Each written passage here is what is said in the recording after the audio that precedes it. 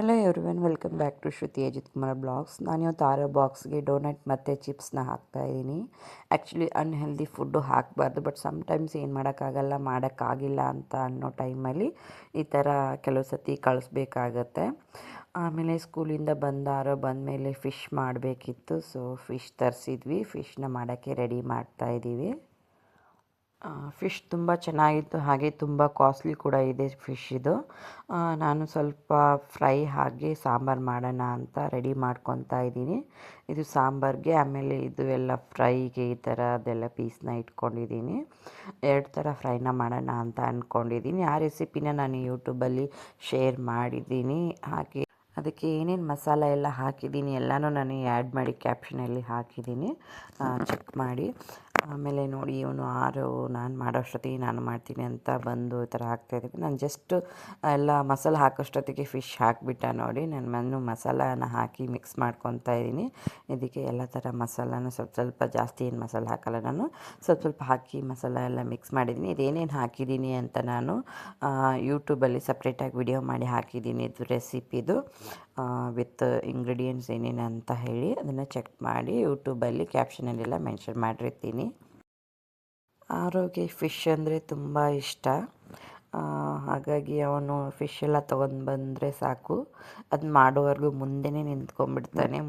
ಮಾಡಿಬಿಟ್ಟು ತಟ್ಟೆಗೆ ಹಾಕಿ ಕೊಡೋವರೆಗೂ ಇವಾಗಲೂ ಅಷ್ಟೇ ನಿಂತ್ಕೊಂಡ್ಬಿಟ್ಟಿದ್ದಾನೆ ನಾನು ಮಾಡ್ತೀನಿ ಅಂತ.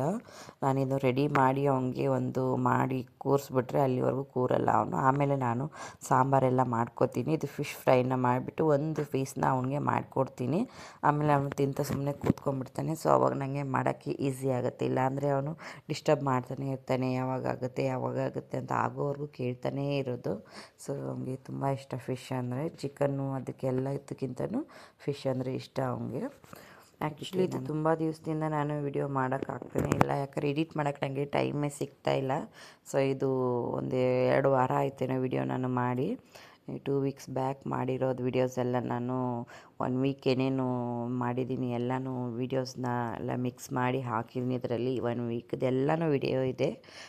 ಎಷ್ಟೆಷ್ಟು ನಂಗೆ ಮಾಡೋಕ್ಕಾಗುತ್ತೆ ಅಷ್ಟು ಮಾಡಿ ಹಾಕಿದ್ದೀನಿ. ಯಾಕಂದರೆ ಸ್ವಲ್ಪ ಟೈಮ್ ಕಡಿಮೆ ಸಿಗ್ತಾಯಿದೆ ನನಗೆ, ಎಡಿಟ್ ಮಾಡೋಕ್ಕಾಗ್ತಾಯಿಲ್ಲ. ಮನೆ ಕೆಲಸ, ವರ್ಕು ಎಲ್ಲನೂ ಮ್ಯಾನೇಜ್ ಮಾಡೋಷ್ಟೊತ್ತಿಗೆ ಸ್ವಲ್ಪ ಕಷ್ಟ ಅನಿಸುತ್ತೆ. ಹಾಗೆ ಮಗು ಇವನು ಕೂಡ ಇದ್ದಾನಲ್ಲ, ಇವನು ಸ್ಕೂಲು, ಹೋಮ್ವರ್ಕು, ಆಮೇಲೆ ಕ್ಲಾಸಿಗೆ ಕಳಿಸೋದು, ಕರ್ಕೊಂಬರೋದು, ಬಿಟ್ಟು ಬರೋದು, ಕರ್ಕೊಂಬರೋದು ಎಲ್ಲ ನಾನೇ ಮಾಡೋದ್ರಿಂದ ನನಗೆ ಸ್ವಲ್ಪ ಟೈಮ್ ಸಿಗೋದೇ ಕಡಿಮೆ ಅನ್ನಿಸ್ತಾ ಇದೆ ಮನೆ ಕೆಲಸದ ಜೊತೆಗೆ, ಆಮೇಲೆ ನಂದು ವರ್ಕ್ ಜೊತೆಗೆ. ಹಾಗಾಗಿ ನಾನು ವಿಡಿಯೋಸ್ ಮಾಡೋದು ಸ್ವಲ್ಪ ಈ ಸತಿ 2 ವೀಕ್ಸ್ ಲೇಟ್ ಆಗಿದೆ. ಸ್ವಲ್ಪ ಬ್ಯುಸಿ ಶೆಡ್ಯೂಲು, ಹಾಗೆ ಸ್ವಲ್ಪ ಇವನಿಗೆ ಹುಷಾರಿಲ್ದಿರೋ ಕಾರಣಕ್ಕೆ ನಾನು ಮಾಡೋಕ್ಕಾಗಿಲ್ಲ.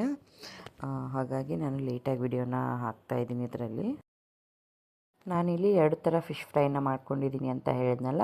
ಒಂದಕ್ಕೆ ಏನಂದರೆ ಜಸ್ಟ್ ಮಸಾಲ ಹಾಕಿರೋದು, ಹಾಗೆ ಆಯಿಲ್ ಹಾಕಿ ಫ್ರೈ ಮಾಡಿದೆ. ಇನ್ನೊಂದಕ್ಕೆ ಏನಂತಂದರೆ ಈ ಥರ ಚಿರೋಟಿ ರವೆನ ಹಾಕಿಬಿಟ್ಟು ಮಾಡಿದ್ರೆ ತುಂಬ ಚೆನ್ನಾಗಿರುತ್ತೆ. ನಾನು ಸ್ವಲ್ಪ ಮಸಾಲಾನ ಕಡಿಮೆ ಹಾಕಿದ್ದೀನಿ. ಮಸಾಲ ಅಂದರೆ ಖಾರ ಎಲ್ಲ ಜಾಸ್ತಿನವರು ಜಾಸ್ತಿ ಹಾಕ್ಕೊಂಡ್ರೆ ತುಂಬ ಚೆನ್ನಾಗಿರುತ್ತೆ ಟೇಸ್ಟು. ನಾನು ಆರೋಗ್ಯಕ್ಕೋಸ್ಕರ ಅಂತ ಮಸಾಲಾನ ಕಡಿಮೆ ಹಾಕಿದ್ದೀನಿ, ಜಾಸ್ತಿ ಸ್ಪೈಸಿ ಎಲ್ಲ ಮಾಡೋಕ್ಕೆ ಹೋಗಿಲ್ಲ. ಈ ಥರ ಇದು ಚಿರೋಟಿ ರವೆ ಹಾಕಿರೋದೆಲ್ಲ ತುಂಬ ಪರಿಮಳ ಚೆನ್ನಾಗಿ ಬರುತ್ತೆ. ಹಾಗೆ ಟೇಸ್ಟ್ ಕೂಡ ಹಾಗೆ ಕ್ರಿಸ್ಪಿಯಾಗಿ ಚೆನ್ನಾಗಿರುತ್ತೆ ತಿನ್ನೋಕ್ಕೆ. ನಾನು ಈ ಥರನೇ ಮಾಡೋದು, ಜಾಸ್ತಿ ಮಸಾಲ ಹಾಕೋದಿಲ್ಲ. ಈ ಥರ ಚಿರೋಟಿ ರವೆ ಎಲ್ಲ ಹಾಕಿಬಿಟ್ಟು, ಅಂದರೆ ಅದರಲ್ಲಿ ಹಾಕಲ್ಲ, ಜಸ್ಟ್ ಹೀಗೆ ಮೇಲೆಗಡೆ ಫ್ರೈಗೆ ನೆನೆಸಿಟ್ಟಿರ್ತೀವಲ್ಲ ಮಸಾಲೆ ಎಲ್ಲ ಹಾಕಿ, ಆವಾಗ ಮ್ಯಾರಿನೇಟ್ ಮಾಡಿ ಅದ್ರ ಮೇಲೆ ಇದನ್ನು ಚಿರೋಟಿ ರವೆನ ಮೇಲ್ಗಡೆ ಚಿರೋಟಿ ರವೆ ಒಳಗಡೆ ಅದ್ಬಿಟ್ಟು ಈ ಥರ ನಾನು ಮಾಡ್ತೀನಿ. ಇದು ಚೆನ್ನಾಗಿರುತ್ತೆ, ನನಗೂ ಇಷ್ಟ, ಹಾಗೆ ನಮ್ಮ ಮನೇಲಿ ಆರೋಗ್ಯ ಇಷ್ಟ ಈ ಥರ ಮಾಡೋದು. ಇದು ಮಸಾಲೆ ನೋಡಿ ತುಂಬ ಕಡಿಮೆ ಮಸಾಲ ಹಾಕಿದ್ದೀನಿ ಆರೋಗ್ಯಕ್ಕೋಸ್ಕರ ಅಂತ. ಆಮೇಲೆ ನಾನು ನಮಗೆ ತಿನ್ನೋಷ್ಟೊತ್ತಿಗೆ ಜಾಸ್ತಿ ಮಸಾಲಾನ ಹಾಕಿಬಿಟ್ಟು ಮಾಡ್ತೀನಿ, ಯಾಕಂದರೆ ಅವ್ನು ಸ್ಪೈಸಿ ಜಾಸ್ತಿ ಆಗುತ್ತಲ್ಲ ಅವನಿಗೆ ಅಂತ ಹೇಳಿ ಇಷ್ಟೇ ಮಾಡಿದ್ದೀನಿ ಅವನಿಗೆ. ಸೊ ಈಗ ಇವನಿಗೆ ಮಾಡಿಕೊಡ್ತೀನಿ ಇದು 3 ಪೀಸು. ಆಮೇಲೆ ನಾವು ಮಾಡ್ಕೊತೀವಿ ಜಾಸ್ತಿ ಸ್ಪೈಸಿ, ಆಮೇಲೆ ಜಾಸ್ತಿ ಮಸಾಲ ಹಾಕಿಬಿಟ್ಟು. ಆಮೇಲೆ ನಾನ್ ವೆಜ್ ಎಲ್ಲ ಏನಿದೆ ಅಲ್ಲ ಅದನ್ನೆಲ್ಲ ನಾನು ಆ್ಯಕ್ಚುಲಿ ವೀಕೆಂಡೇ ಮಾಡೋದು ಇಟ್ಕೊತಾ ಇದ್ದೀನಿ. ಯಾಕಂದರೆ ವೀಕ್ ಡೇಸಲ್ಲಿ ಮಾಡೋಕ್ಕಾಗ್ತಾನೇ ಇಲ್ಲ, ವರ್ಕ್ ಸ್ವಲ್ಪ ನನಗೆ ಹೆವಿ ಅನ್ನಿಸ್ತಾ ಇದೆ. ಹಾಗಾಗಿ ಎಲ್ಲ ಮಾಡಿಕೊಂಡು ಮ್ಯಾನೇಜ್ ಮಾಡಬೇಕಾದ್ರೆ ಸ್ವಲ್ಪ ಕಷ್ಟನೇ ಆಗುತ್ತೆ. ಆದರೂ ಕಷ್ಟ ಬಿದ್ದು ಮಾಡ್ತಾಯಿದ್ದೀನಿ. ಏನು ಕಷ್ಟ ಆದರೂ ಮಾಡಿರೋದನ್ನು ಮಿಡಲಲ್ಲಿ ಬಿಡಬಾರ್ದು ಅಂತ ಹೇಳಿ. ಸೊ ಇದನ್ನು ಹೇಗೋ ಮ್ಯಾನೇಜ್ ಮಾಡೋಣ ಅಂತ ಕಂಟಿನ್ಯೂ ಮಾಡ್ಕೊತಾ ಇದ್ದೀನಿ. ಡೈಲಿ ಏನಾದ್ರು ಅಪ್ಡೇಟ್ ಇರುತ್ತೆ ನಂದು. ಡೈಲಿ ಏನೋ ಒಂದು ರೀಲ್ಸ್ ಆಗಲಿ ಏನೋ ಒಂದು ಹಾಕ್ತಾನೇ ಇರ್ತೀನಿ. ಒಂದಿನ ಮಿಸ್ ಮಾಡ್ದಿರ ಏನೋ ಒಂದು ವಿಡಿಯೋ ಅಪ್ಲೋಡ್ ಮಾಡ್ತಾನೇ ಇರ್ತೀನಿ ನಾನು ಕಂಟಿನ್ಯೂಷನ್ ಇದೆ ನಂದು. ಹಾಗೆ ಇದು ಫಿಶ್ ಫ್ರೈ ಕೂಡ ರೆಡಿ ಆಯಿತು. ಆರೋಗಿ ನಾನು ಇವಾಗ ಇದನ್ನು ಸರ್ವ್ ಮಾಡ್ತೀನಿ. ಅವನು ತಿಂತಾ ಕೂತ್ಕೊಂಡ ಅಂದರೆ ಟಿ ವಿ ನೋಡ್ತಾ, ಆಮೇಲೆ ನಾನು ಸಾಂಬಾರನ್ನ ರೆಡಿ ಮಾಡ್ಕೋಬೋದು. ಸೊ ಇದೊಂಥರ ಫಿಶ್ ನೋಡಿ, ಇದನ್ನು 2 ಥರ ಮಾಡಿದ್ದೀನಿ. ಮಸಾಲ ಹಾಗೆ ಚಿರೋಟಿ ರವೆ 2 ಬೇರೆ ಸಪ್ರೇಟಾಗಿ ಮಾಡಿದ್ದೀನಿ. ಟೇಸ್ಟ್ ಯಾವುದು ಚೆನ್ನಾಗಿರುತ್ತೆ ನೋಡೋಣ. ಆಮೇಲೆ ನಾನು ಜಾಸ್ತಿ ಮಸಾಲೆ ಹಾಕ್ಕೊಂಡು ಆ ಥರ ಮಾಡೋಣ ಅಂತ ಹೇಳಿಬಿಟ್ಟು ನೋಡಿ ಇವಾಗ ರೆಡಿ ಆಯಿತು ಫಿಶ್ ಮಾತ್ರ ತುಂಬ ಚೆನ್ನಾಗಿತ್ತು, ಸಾಫ್ಟಾಗಿ. ಇದೇನು ಪಾಂಪ್ಲೆಂಟ ಯಾವ್ದು ನಂಗೆ ಗೊತ್ತಿಲ್ಲ, ಪಾಂಪ್ಲೆಟ್ ಇದೆ ಅಂತ ಅಂದ್ಕೊಂಡಿದ್ದೀನಿ. ಚೆನ್ನಾಗಿದೆ ಫಿಶ್ಶು. 1 kg ತೊಗೊಂಬಂದಿದ್ರು, ಸಖತ್ತಾಗಿತ್ತು ಮೀನು ಮಾತ್ರ. ಆ್ಯಕ್ಚುಲಿ ತುಂಬ ಒಳ್ಳೆ ವಿಡಿಯೋಸು ಮಿಸ್ ಆದವು, ಯಾಕಂದರೆ ನನಗೆ ರೆಕಾರ್ಡ್ ಮಾಡೋಕ್ಕಾಗಿಲ್ಲ ವಿಡಿಯೋನ. ತುಂಬ ಅಂದರೆ ತುಂಬ ಏನೇನೋ ರೆಸಿಪೀಸು ಎಲ್ಲನೂ ಮಾಡಿದೆ, ಬಟ್ ಆ ಟೈಮಲ್ಲಿ ನನಗೆ ವಿಡಿಯೋ ಮಾಡೋಕ್ಕೆ ಟೈಮ್ ಇಲ್ಲದಿರೋ ಕಾರಣ ನಾನು ಮಾಡೋಕ್ಕೆ ಹೋಗಿಲ್ಲ. ತುಂಬ ಚೆನ್ನಾಗಿರೋ ರೆಸಿಪೀಸ್ ಎಲ್ಲ ಮಾಡಿಬಿಟ್ಟಿದ್ದೀನಿ. ಆಮೇಲೆ ಕೆಲವು ಫಂಕ್ಷನ್ಸ್ ಅಟೆಂಡ್ ಮಾಡಿದ್ದೀನಿ, ಆ ಫಂಕ್ಷನ್ಸ್ ವಿಡಿಯೋ ಮಾಡೋಕ್ಕಾಗಿಲ್ಲ. ಹಾಗೆ ಗೆಟ್ ರೆಡಿ ವಿತ್ ಮೀ ಎಲ್ಲನೂ ರೆಡಿ ಆಗಿರೋದು ಯಾವುದೂ ವಿಡಿಯೋ ಮಾಡೋಕ್ಕಾಗಿಲ್ಲ ನನಗೆ. ಅಂದರೆ ತುಂಬ ಸ್ಯಾರೀಸ್ ಎಲ್ಲ ಹಾಕಿದ್ದೆ, ಹಾಗೆ ಅದ್ರದ್ದೊಂದು ಫೋಟೋ ಕೂಡ ತೆಗಿಯೋಕ್ಕಾಗಲಿಲ್ಲ ನನಗೆ. ಗಡಿ ಬಿಡೀಲಿ ಏನು ಅಂದರೆ ಏನು ಮಾಡೋಕ್ಕಾಗಿಲ್ಲ. ಸೊ ಅಟ್ಲೀಸ್ಟ್ ಒಂದಾರು ಫೋಟೋ ತೆಗಿತೀನಿ ನಾನು ರೆಡಿ ಆದಾಗ. ಈ ಸತಿ ಮಾತ್ರ ತೆಗಿಯೋಕ್ಕೆ ಆಗಲಿಲ್ಲ ನನಗೆ, ಯಾಕಂದರೆ ಟೈಮೇ ಇಲ್ಲ. ಪಟ್ಟಂತ ರೆಡಿ ಆಗಬೇಕು, ಹೋಗಬೇಕು, ಆ ಥರ ಆಗಿರೋದ್ರಿಂದ ಏನು ಮಾಡೋಕ್ಕೆ ಹೋಗಿಲ್ಲ. ನಾನು ಇವಾಗ ಆರೋಗ್ಯ ಫಿಶ್ ಮಾಡಿಕೊಟ್ಟಿದ್ದೀನಿ. ಅವ್ನು ನೋಡಿ ಆ ಥರ ಎಂಜಾಯ್ ಮಾಡ್ಕೊಂಡು ತೊಗೊಂಡೋಗಿ ಇವಾಗ ಕೂತ್ಕೊಂಡು ಆರಾಮಾಗಿ ಕೂತ್ಕೊಂಡು ತಿಂತಾನೆ. ಇದರಲ್ಲಿ ಜಾಸ್ತಿ ಫಿಶಲ್ಲಿ ಮುಳ್ಳಿಲ್ಲ, ಹಾಗಾದರೆ ಕೊಡ್ತಾಯಿದ್ದೀನಿ ನಾನು, ಅವನೇ ತಿಂತಾನೆ. ಇಲ್ಲ ಆ ಥರ ಮುಳ್ಳೆಲ್ಲ ಜಾಸ್ತಿ ಇರೋದಾದರೆ ನಾನೇ ತಿನ್ನಿಸ್ತೀನಿ. ಇದು ಮಿಡಲಲ್ಲಿ ಮಾತ್ರ ಮುಳ್ಳಿರೋದು, ಹಾಗಾಗಿ ನಾನು ತಿನ್ನೋಕ್ಕೆ ಕೊಟ್ಟಿದ್ದೀನಿ. ತಿಂತಾನೆ ಕೂತ್ಕೊಂಡು. ಸಾಫ್ಟಾಗಿದೆ, ಚೆನ್ನಾಗಿದೆ, ಏನೋ ತೊಂದರೆ ಇಲ್ಲ, ಆರಾಮಾಗಿ ತಿನ್ಬೋದು ಮಕ್ಕಳು ಕೂತ್ಕೊಂಡು. ಹಾಗೆ ಅವ್ನಿಗೆ ಇವಾಗ ಸ್ವಲ್ಪ ಗೊತ್ತಾಗುತ್ತೆ, ಆ ಥರ ಏನೋ ಸಣ್ಣ ಪೀಸು ಎಲ್ಲ ಬಾಯಲ್ಲಿ ಸಿಕ್ಕರೆ ಕೊಡ್ತಾನೆ. ಅವ್ನು ತೆಗೆದು ಬಂದಿದೆ ಮುಳ್ಳು ಅಂತ ಹೇಳಿಬಿಟ್ಟು ಆ ಥರ ಗೊತ್ತಾಗುತ್ತೆ ಅವನು, ಇವಾಗ ದೊಡ್ಡವನಾಗಿದ್ದಾನಲ್ಲ. ಸೊ ಹಾಗಾಗಿ ಕೊಟ್ಟಿದ್ದೀನಿ. ಆಮೇಲೆ ಇವಾಗ ನೋಡಿ, ಇದು ಫಿಶ್ ಗ್ರೇವಿದು ರೆಸಿಪಿನ ಕೂಡ ನಾನು ಯೂಟ್ಯೂಬಲ್ಲಿ ಮೆನ್ಷನ್ ಮಾಡಿದ್ದೀನಿ ವಿತ್ ಕ್ಯಾಪ್ಷನ್ನು, ಏನೇನು ಮಸಾಲನ ಹಾಕಿದ್ದೀನಿ ಅಂತ ಎಲ್ಲನೂ. ಇದು ಕೂಡ ಫಿಶ್ ಗ್ರೇವಿ ಚೆನ್ನಾಗಾಗಿತ್ತು, ಟೇಸ್ಟಿಯಾಗಿ. ಇದು ದೋಸೆಗೆ, ಇಡ್ಲಿಗೆ ಮತ್ತು ಕಡುಬು ಸಖತ್ತಾಗಿರುತ್ತೆ. ನನಗೆ ಸಾಂಬಾರು ಅಷ್ಟು ಇಷ್ಟ ಆಗಲ್ಲ ನನಗೆ, ಅಂದರೆ ನಾನು ಜಾಸ್ತಿ ತಿನ್ನೋದಿಲ್ಲ, ತುಂಬ ರೇರ್, ಒಂದು 10% ಅಷ್ಟೇ ತಿನ್ನೋದು, ತುಂಬ ಕಡಿಮೆ ನಾನು. ಫ್ರೈ ಮಾತ್ರ ತಿಂತೀನಿ ಇಷ್ಟಪಟ್ಟು. ಆಮೇಲೆ ನನಗೆ ಚಿಕನ್ ಮತ್ತು ಮಟನ್ನು ಜಾಸ್ತಿ ತಿನ್ನಲ್ಲ. ಚಿಕನ್ ಅಂದರೆ ಇಷ್ಟ ನನಗೆ, ಚಿಕನ್ ಜಾಸ್ತಿ ತಿನ್ನೋದು ನಾನು. ಫಿಶ್ ಫ್ರೈ ಇದೆರಡೂ ಇಷ್ಟ, ಆಮೇಲೆ ಬೇರೆ ಏನು ಯಾವುದು ಇಷ್ಟ ಆಗಲ್ಲ. ಆಮೇಲೆ ಫ್ರಾನ್ಸ್ ಕೂಡ ತುಂಬ ಇಷ್ಟ ನನಗೆ, ಅದನ್ನು ತಿಂತೀನಿ. ಇದೆಲ್ಲನೂ ನಾನ್ ವೆಜ್ ಐಟಮ್ಸ್. ಏನಂತ ಅಂದರೆ ದೋಸೆ ಜೊತೆ ಅಂತೂ ನನಗೆ ತುಂಬ ಅಂದರೆ ತುಂಬ ಇಷ್ಟ. ಈ ಥರ ಮಸಾಲ ಹಾಕಿ ಈ ಥರ ಗ್ರೇವಿ ಮಾಡಿದ್ರೆ ಮಾತ್ರ, ಫಿಶ್ ಅಲ್ಲ, ಚಿಕನ್ ಗ್ರೇವಿ ಎಲ್ಲ ಈ ಥರ ಮಸಾಲ ಹಾಕಿ ಮಾಡ್ತೀವಲ್ಲ, ಅದು ನನಗೆ ಇಡ್ಲಿ ಮತ್ತು ದೋಸೆ ಜೊತೆ ತಿನ್ನೋದು ಅಂದರೆ ತುಂಬ ಇಷ್ಟ. ಸೊ ನಾನು ಈ ಥರ ಗ್ರೇವಿ ಎಲ್ಲ ಮಾಡಿದಾಗ ದೋಸೆ ಮತ್ತು ಇಡ್ಲಿ ಯಾವ್ದಾದ್ರು ಒಂದು ಕಂಪಲ್ಸರಿ ಮಾಡಿರ್ತೀನಿ. ವೀಕೆಂಡ್ಸಲ್ಲಿ ಆಲ್ಮೋಸ್ಟ್ ದೋಸೆ ಇಡ್ಲಿ ಇದ್ದೇ ಇರುತ್ತೆ, ಯಾಕಂದರೆ ನಾನ್ ವೆಜ್ ಮಾಡ್ತೀವಲ್ಲ, ಹಾಗಾಗಿ ಇಡ್ಲಿ ಇಲ್ಲ ದೋಸೆ ಯಾವ್ದಾದ್ರು ಇದ್ದೇ ಇರುತ್ತೆ. ಯಾಕಂದರೆ ಅದು ನೆಕ್ಸ್ಟ್ ಡೇ ಮಾರ್ನಿಂಗ್ ಕೂಡ ದೋಸೆ ಹಿಟ್ಟು, ಇಡ್ಲಿ ಹಿಟ್ಟು ಎಲ್ಲ ಇದ್ದರೆ ಹೆಂಗೂ ಚಿಕನ್ನು ಈ ಥರ ಗ್ರೇವಿ ಮಾಡಿರೋದೆಲ್ಲ ಇರುತ್ತಲ್ಲ, ನೈಟ್ ಉಳಿದಿರೋದು ಬೆಳಿಗ್ಗೆಗೆ ಇದ್ದೇ ಇರುತ್ತಲ್ವ. ಸೊ ಆ ಥರ ಟೈಮಲ್ಲಿ ದೋಸೆ ಮತ್ತು ಇಡ್ಲಿ ಮಾಡಿಬಿಟ್ರೆ ಆಯಿತು, ವರ್ಕ್ ಕೂಡ ಈಸಿ.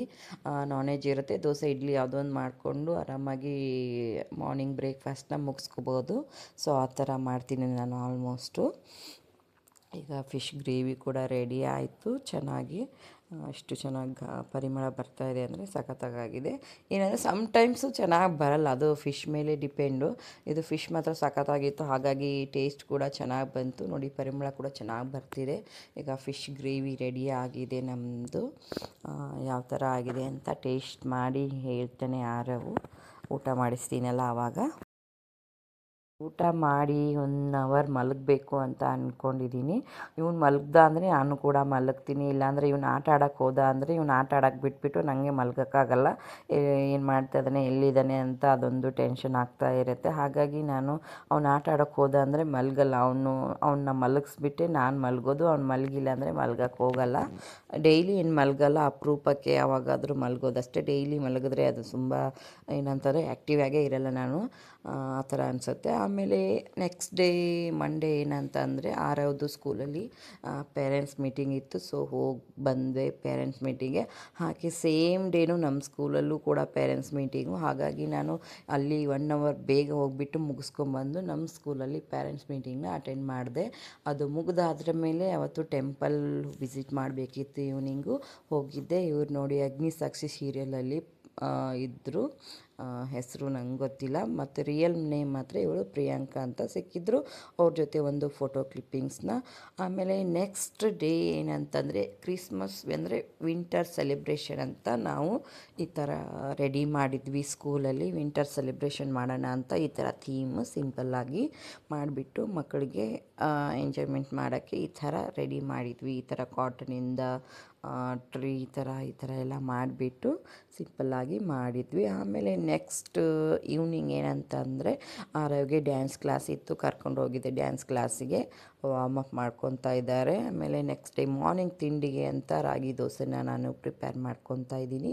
ರಾಗಿ ದೋಸೆ ಹೆಲ್ದಿ, ಹಾಗೆ ತುಂಬ ಚೆನ್ನಾಗಿರುತ್ತೆ. ಈ ಥರ ಕ್ಯಾರೆಟು, ಆನಿಯನು, ಆಮೇಲೆ ಕೊತ್ತಂಬರಿ ಸೊಪ್ಪು, ಸ್ವಲ್ಪ ಜೀರಿಗೆ ಪೌಡರು, ಸಾಲ್ಟ್ ಎಲ್ಲ ಹಾಕ್ಬಿಟ್ಟು ಮಾಡಿಕೊಂಡ್ರೆ ಹೆಲ್ದಿಯಾಗಿ ಹಾಗೆ ಟೇಸ್ಟಿಯಾಗಿರುತ್ತೆ.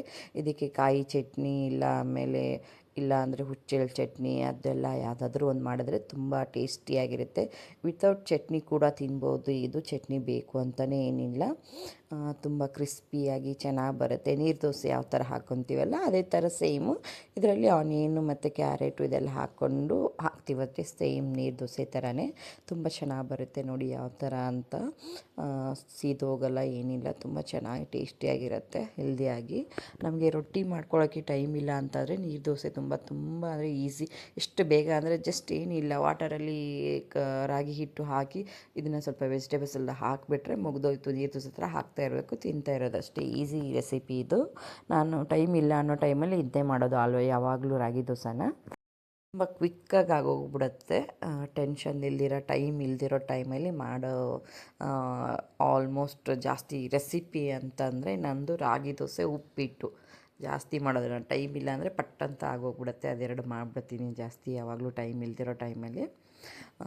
ನೋಡಿ ಯಾವ ಥರ ಚೆನ್ನಾಗಿ ಬರುತ್ತೆ. ನೀರು ದೋಸೆ ಥರ ಇಲ್ಲಿ ಹಾಕ್ಕೊಂಬಿಟ್ರೆ ಚೆನ್ನಾಗಿ ಬರುತ್ತೆ, ಗರಿ ಗರಿ ಆಗಿ ಚೆನ್ನಾಗಿರುತ್ತೆ.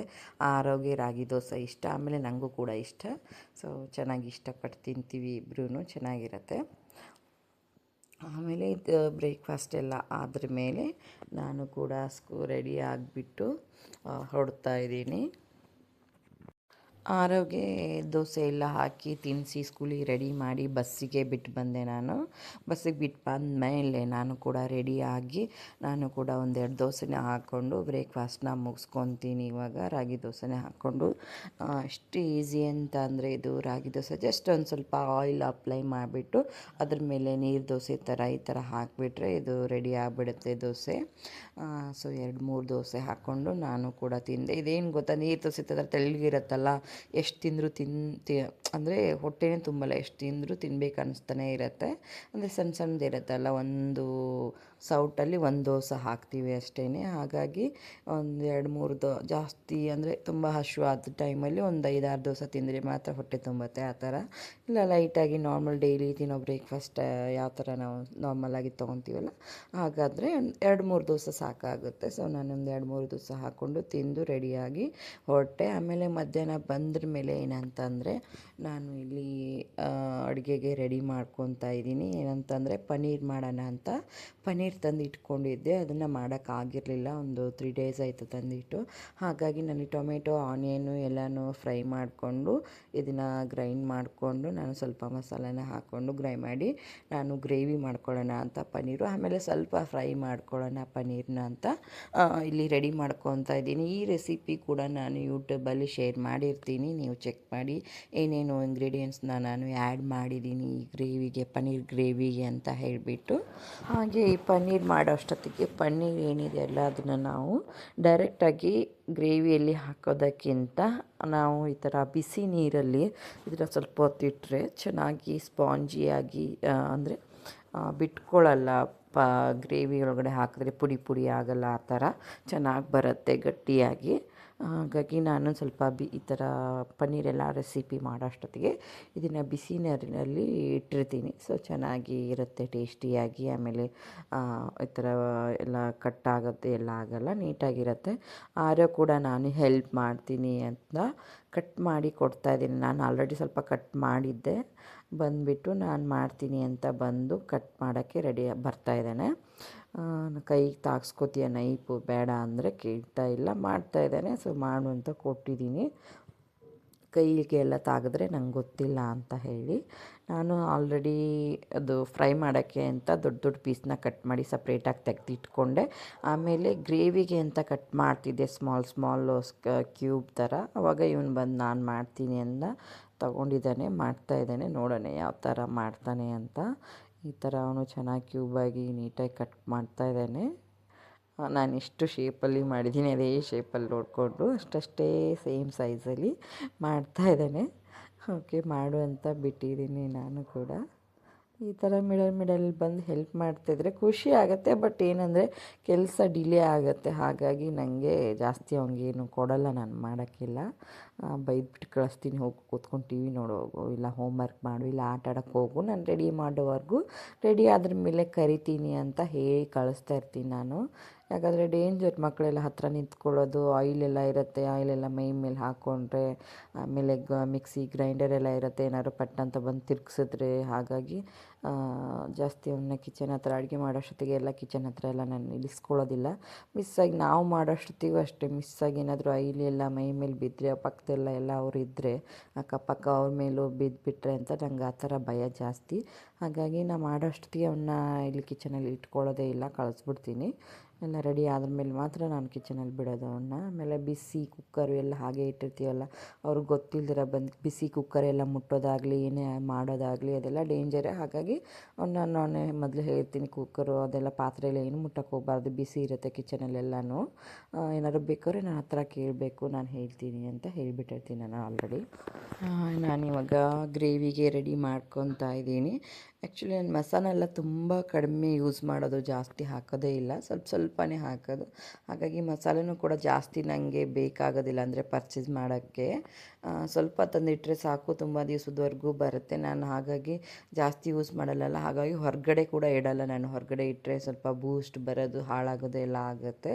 ಹಾಗಾಗಿ ನಾನು ಫ್ರಿಜ್ಜಲ್ಲಿ ಎತ್ತಿಟ್ಬಿಟ್ಟಿರ್ತೀನಿ. ಫ್ರಿಜ್ಜಲ್ಲಿ ಎತ್ತಿಟ್ಬಿಟ್ರೆ ಏನೂ ಆಗೋದಿಲ್ಲ. ಕಾಳುಗಳು ಕೂಡ ನಾನು ಕಾಳು ಎಲ್ಲ ಅಪರೂಪಕ್ಕೆ ಯೂಸ್ ಮಾಡೋ ಕಾಳೆಲ್ಲ ಇರುತ್ತಲ್ಲ, ಅದನ್ನೆಲ್ಲನೂ ಕೂಡ ನಾನು ಫ್ರಿಜ್ಜಲ್ಲಿ ಇಟ್ಟಿರ್ತೀನಿ. ತುಂಬ ದಿವಸ ಹಾಳಾಗಲ್ಲ ಫ್ರಿಜ್ಜಲ್ಲಿ ಇಟ್ಕೊಂಡ್ರೆ ಕಾಳೆಲ್ಲನೂ. ಹಾಗಾಗಿ ಡೈಲಿ ಯೂಸ್ ಮಾಡೋದೇನಿದೆ ತೊಗರಿಬೇಳೆ ಈ ಥರ ಎಲ್ಲ ಹೊರಗಡೆ ಇಟ್ಟಿರ್ತೀನಿ. ಜಾಸ್ತಿ ಯೂಸ್ ಮಾಡದೇ ಇರೋದು, ತುಂಬ ದಿವಸ ಯಾವಾಗೋ ಒಂದೊಂದು ಸರಿ ಯೂಸ್ ಮಾಡೋದು, ಅದನ್ನು ತಂದುಬಿಟ್ಟು ಹೊರಗಡೆ ಇಟ್ಟರೆ ಸುಮ್ಮನೆ ಹಾಳಾಗ್ಬಿಡತ್ತೆ. ಹಾಗಾಗಿ ಫ್ರಿಜ್ಜಲ್ಲಿ ಇಟ್ಬಿಟ್ರೆ ಯಾವಾಗ ಬೇಕೋ ಅವಾಗ ತೊಗೊಂಡು ಯೂಸ್ ಮಾಡ್ಬೋದು. ರೆಗ್ಯುಲರಾಗಿ ಏನೇನು ಯೂಸ್ ಮಾಡ್ತೀವಿ ಅದೆಲ್ಲ ಹೊರಗಡೆ ಇರುತ್ತೆ. ರೆಗ್ಯುಲರಾಗಿ ಯಾವ್ದು ಯೂಸ್ ಮಾಡಲ್ಲ ಅದನ್ನು ನಾನು ಎಲ್ಲ ಆಲ್ಮೋಸ್ಟ್ ಫ್ರಿಜ್ಜಲ್ಲೇ ಇಡೋದು, ಹಾಳಾಗಬಾರ್ದು ಅಂತ ಅಷ್ಟೇ. ನಾನು ಗ್ರೇವಿಲಿ ಎಷ್ಟು ಕ್ವಾಂಟಿಟಿ ಬೇಕೋ ಅಷ್ಟು ನೀರು ಹಾಕ್ಕೊಂಡು, ನಾನು ಯಾವ ಥರ ಗಟ್ಟಿ ಬೇಕಾ ಇಲ್ಲ ತಿಳಿ ಬೇಕಾ ಅಂತ ನೀವು ನೋಡ್ಕೊಂಡು ಮಾಡ್ಕೊಬೋದು. ನನಗೆ ಸ್ವಲ್ಪ ಗಟ್ಟಿನೇ ಮಾಡ್ಕೊತೀನಿ, ಜಾಸ್ತಿ ತಿಳಿ ಮಾಡ್ಕೊಳ್ಳಲ್ಲ. ಯಾಕಂದರೆ ನಾನು ಇಲ್ಲಿ ಚಪಾತಿ ಇಲ್ಲ ಪರೋಟ ಯಾವುದಕ್ಕಾದ್ರೂ ಸರಿ ಆಗುತ್ತೆ ಚೆನ್ನಾಗಿ, ರೈಸ್ಗೆಲ್ಲನೂ ಸ್ವಲ್ಪ ಗಟ್ಟಿ ಮಾಡಿಕೊಂಡ್ರೆ. ಹಾಗಾಗಿ ನಾನು ಆಲ್ಮೋಸ್ಟು ಗಟ್ಟಿನೇ ಮಾಡ್ಕೊಳ್ಳೋದು, ಜಾಸ್ತಿ ತಿಳಿ ಮಾಡ್ಕೊಳ್ಳಲ್ಲ. ಪನ್ನೀರೆಲ್ಲ ಹಾಕ್ಕೊಂಡು ಇದು ಮಿಕ್ಸ್ ಮಾಡಿಕೊಂಡ್ರೆ ಒಂದು 5 ಮಿನಿಟ್ಸ್ ಬಾಯ್ಲ್ ಮಾಡಿಕೊಂಡ್ರೆ ರೆಡಿ ಆಗಿಬಿಡುತ್ತೆ ಪನ್ನೀರು. ಆರೋ ವೆಯ್ಟಿಂಗ್ ತಿನ್ನೋಕ್ಕೆ. ಇದಕ್ಕೆ ನಾನು ಪರೋಟ ಮಾಡ್ತಾಯಿದ್ದೀನಿ. ಚಪಾತಿ ಕೂಡ ಹಿಟ್ಟು ಕಲಸಿಟ್ಟಿದ್ದೀನಿ. ಪರೋಟ ಅಂದರೆ ರೆಡಿಮೇಡ್ ಶಾಪಿಂದ ತಂದಿದ್ದಿತ್ತು. ಸೊ ಅದು ಕೂಡ ಅದನ್ನು ಟ್ರೈ ಮಾಡೋಣ ಅಂತ. ಆಮೇಲೆ ಸಂಜೆಗೆ ಚಪಾತಿ ಹಿಟ್ಟನ್ನ ರೆಡಿ ಮಾಡಿದ್ದೀನಿ. ಸಂಜೆಗೆ ಚಪಾತಿನ ಮಾಡೋಣ ಮನೇಲಿ ಅಂತ ಮಾಡಿದ್ದೀನಿ. ಮೇಲುಗಡೆ ಕೊತ್ತಂಬರಿ ಸೊಪ್ಪು ಮತ್ತು ಕರಿಬೇವು ಸೊಪ್ಪು ಅಂತೂ ನನಗೆ ಬೇಕೇ ಬೇಕು ಅಡುಗೆ ಮಾಡೋಕ್ಕೆ. ಅದಿಲ್ಲ ಅಂದರೆ ಸರಿಯೇ ಅನಿಸಲ್ಲ ನನಗೆ. ಅದಿದ್ರೇ ನನಗೆ ಅದು ಪರಿಮಳ ಹಾಕಿದ್ರೆ, ಒಗ್ಗರಣೆಗೆಲ್ಲ ಕರಿಬೇವು ಸೊಪ್ಪು ಆಮೇಲೆ ಕೊತ್ತಂಬರಿ ಮೇಲುಗಡೆ ಹಾಕಿದ್ರೆ ಅದು ಘಮ ಬರುತ್ತಲ್ಲ, ಆವಾಗ ಅಡುಗೆ ಪರ್ಫೆಕ್ಟ್ ಅನಿಸುತ್ತೆ. ಅದೆರಡು ಇಲ್ಲ ಅಂದರೆ ಏನೂ ಇಲ್ಲ. ಮನೇಲಿ ಮೇಯ್ನ್ ಅಂತಂದರೆ ಟೊಮೆಟೊ, ಆನಿಯನ್ನು, ಚಿಲ್ಲಿ, ಕೊತ್ತಂಬರಿ ಸೊಪ್ಪು, ಕರಿಬೇವು ಸೊಪ್ಪು ಇಷ್ಟು ಐಟಮ್ಸ್ ಇದ್ದರೆ, ಪೊಟ್ಯಾಟೊ ಒಂದು ಎನಿ ಟೈಮ್ ಮನೇಲಿ ನನಗೆ ಇರಲೇಬೇಕು. ಅದು ಫಸ್ಟ್ ಮೇನ್ ವೆಜಿಟೇಬಲ್ಸ್ ನನಗೆ ಮನೇಲಿ ಇರಬೇಕಾಗಿರೋದಂದರೆ. ಅದು ಮಾತ್ರ ಮಿಸ್ ಆಗದಿರೆ ಎಲ್ಲ ಈ ಐಟಮ್ಸ್ ಮಾತ್ರ ಮನೇಲಿ ಯಾವಾಗಲೂ ಇರುತ್ತೆ. ಇದು ನೋಡಿ ರೆಡಿಮೇಡ್ ತಂದಿರೋದು ಹೋಲ್ ವೀಟ್ದು, ಇದು ಮೈದಾದಲ್ಲ. ಬಟ್ ಇದು ಕೂಡ ಹೆಲ್ದಿ ಅಲ್ಲ, ಬಟ್ ಸಮ್ಟೈಮ್ಸ್ ತಿನ್ನಬೇಕು ಅನ್ಸುತ್ತಲ್ಲ ಆವಾಗ ತೊಗೊಂಬಂದು ಈ ಥರ ತಿಂತೀವಿ ಅಷ್ಟೇ. ಯಾವಾಗಲೂ ಏನೆಲ್ಲ ಅಪರೂಪಕ್ಕೆ, ಯಾವಾಗೋ ಎಷ್ಟೋ ಒಂದು 5-6 ತಿಂಗಳಿಗೆ 4 ತಿಂಗಳಿಗೆ ಈ ಥರ ತರೋದಷ್ಟೇ. ಹಾಗಾಗಿ ನೋಡಿದೆ ನಾನು ಶಾಪಿಗೆ ಹೋದಾಗ ತಿನ್ನಬೇಕು ಅನ್ನಿಸ್ತು, ಹಾಗಾಗಿ ಒಂದು ಪ್ಯಾಕೆಟ್ನ ತೊಗೊಂಬಂದೆ. ಒಂದು ಪ್ಯಾಕೆಟಲ್ಲಿ ಒಂದು 5-6 ಇರುತ್ತೆ. ಸೊ ಇವತ್ತು ಟ್ರೈ ಮಾಡೋಣ ಅಂತ ಇದನ್ನು ಪರೋಟನ ಪನ್ನೀರ್ ಜೊತೆಗೆ ಚೆನ್ನಾಗಿರುತ್ತೆ ತಿನ್ನೋಣ ಅಂತ ರೆಡಿ ಮಾಡ್ಕೊತಾ ಇದ್ದೀನಿ. ಆಮೇಲೆ ಆರೋಗ್ಯ ಕೊಡಲ್ಲ ಇದನ್ನು ನನಗೆ ಮಾತ್ರ, ಯಾಕಂದರೆ ಸುಮ್ಮನೆ ಮಕ್ಕಳಿಗೆಲ್ಲ ಒಳ್ಳೆಯದಲ್ಲ. ಅವನಿಗೆ ಚಪಾತಿ ಒತ್ಬಿಟ್ಟು ಕೊಡ್ತೀನಿ, ಚಪಾತಿನ ಮಾಡಿ ಅವನಿಗೆ ಕೊಡ್ತೀನಿ ಪನ್ನೀರ್ ಜೊತೆಗೆ. ನಂಗೆ ಮಾತ್ರ ಇದನ್ನು ಮಾಡ್ಕೊತಾ ಇದ್ದೀನಿ ನಾನು. ಸೊ ಇವತ್ತಿಂದು ಮಧ್ಯಾಹ್ನ ಲಂಚ್ ರೆಸಿಪಿ ಈ ಥರ ಇತ್ತು, ಪರೋಟ ಮತ್ತು ಪನ್ನೀರ್ ಗ್ರೇವಿ. ಆಮೇಲೆ ನಾನು ಪನ್ನೀರ್ ಫ್ರೈ ಮಾಡೋಣ ಅಂತ ತೆಗೆದಿಟ್ಟಿದ್ದೀನಿ ಅನ್ನಲ್ಲ, ಸೊ ಅದನ್ನು ನಾನು ಮ್ಯಾರಿನೇಟ್ ಮಾಡಿಬಿಟ್ಟು ಫ್ರಿಜ್ಜಲ್ಲಿ ಇಟ್ಟಿರ್ತೀನಿ. ಅವನಿಗೆ ನೆಕ್ಸ್ಟ್ ಡೇ ಬಾಕ್ಸಿಗೆ ಹಾಕೋಕ್ಕೆ ಸರಿ ಆಗುತ್ತೆ ಅದು.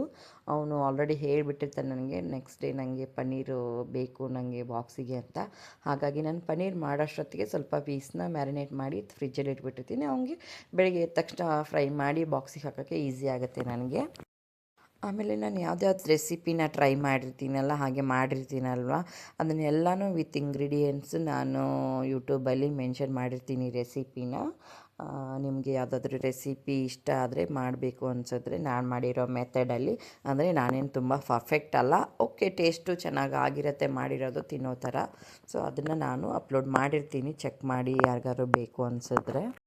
ಹಾಗೆ ಸ್ಟಾರ್ಟಿಂಗ್ ಕೂಡ ನಾನು ಯೂಟ್ಯೂಬಲ್ಲಿ ತುಂಬ ರೆಸಿಪೀಸ್ನ ಅಂದರೆ ಡಿಫ್ರೆಂಟಾಗಿ ಈಸಿಯಾಗಿ ಮಾಡೋ ಅಂಥದ್ದು, ಮಕ್ಕಳ ಬಾಕ್ಸಿಗೆ ಆ ಥರ ಮಾಡೋ ಅಂಥದ್ದು, ಅಂದರೆ ಹೆಲ್ದಿ ವೆಜಿಟೇಬಲ್ಸ್ ಹೆಲ್ದಿ ಫುಡ್ನ ಯಾವ ಥರ ಪ್ರಿಪೇರ್ ಮಾಡ್ಕೋಬೋದು ಅಂತ ನಾನು ತುಂಬ ವಿಡಿಯೋಸ್ನ ಹಾಕಿದ್ದೀನಿ ಸ್ಟಾರ್ಟಿಂಗೆಲ್ಲ. ನೀವು ಅದನ್ನು ಚೆಕ್ ಮಾಡಿ. ತುಂಬ ಚೆನ್ನಾಗಿದೆ ವಿಡಿಯೋಸು, ಸ್ಟಾರ್ಟಿಂಗ್ ಹಾಕಿರೋ ರೆಸಿಪೀಸ್ ವಿಡಿಯೋಸ್ ಎಲ್ಲ. ಇವಾಗ ಹಾಕಿರೋದೆಲ್ಲ ಏನಿದೆ ನಾರ್ಮಲಾಗಿ ಮನೇಲಿ ಏನೇನು ಮಾಡ್ತೀವಿ ಅದೆಲ್ಲ ವಿಡಿಯೋಸ್ ಇದೆ, ಚೆಕ್ ಮಾಡಿ. A to Z ವಿಡಿಯೋಸ್ನ ಹಾಕಿದ್ದೀನಿ ನಾನು ರೆಸಿಪೀಸ್ದೆಲ್ಲನೂ. ಹಾಗೆ ನನಗೆ ರೆಸ್ಪಾನ್ಸ್ ಕೂಡ ಚೆನ್ನಾಗಿ ಬರ್ತಿದೆ ಎಲ್ಲ ವೀಡಿಯೋಸ್ಗೂ.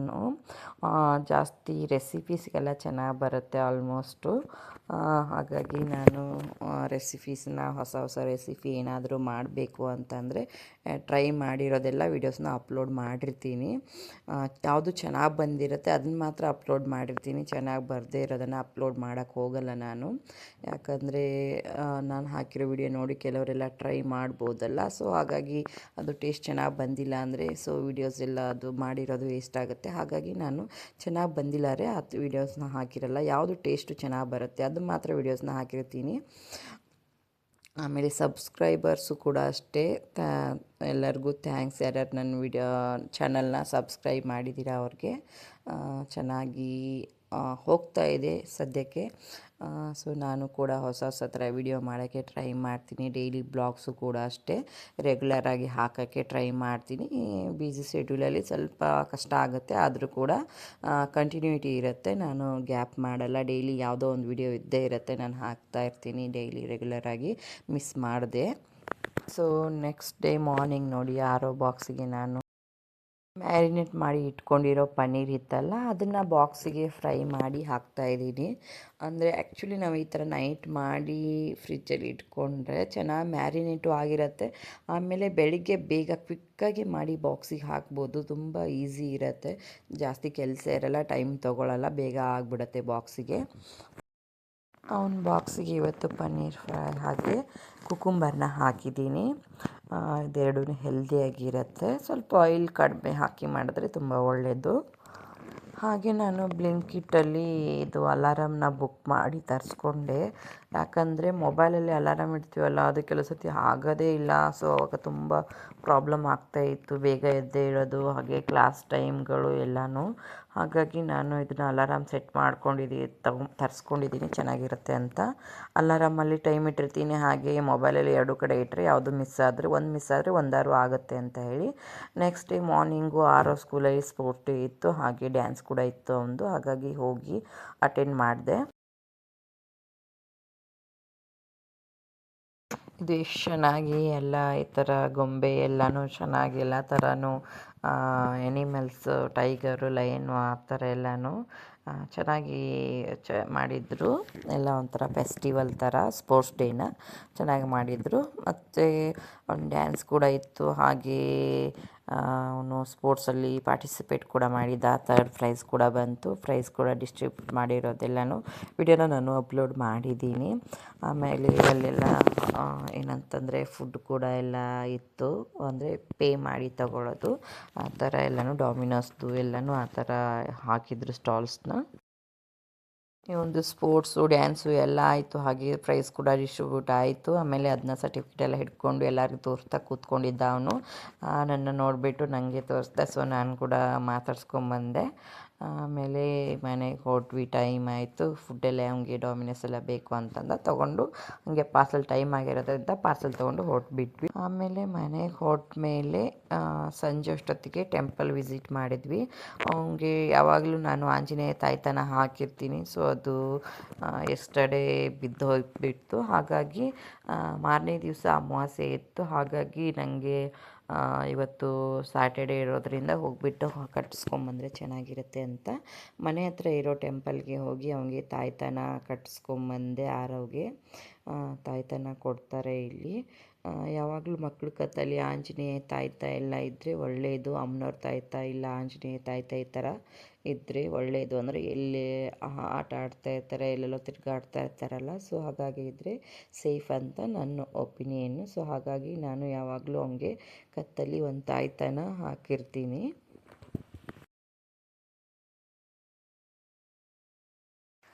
ಹಾಗೆ ನೆಕ್ಸ್ಟ್ ಡೇ ಆಫ್ಟರ್ನೂನು ನಾವು ಮೂವಿಗೆ ಹೋಗಿದ್ವಿ. Avatar movie.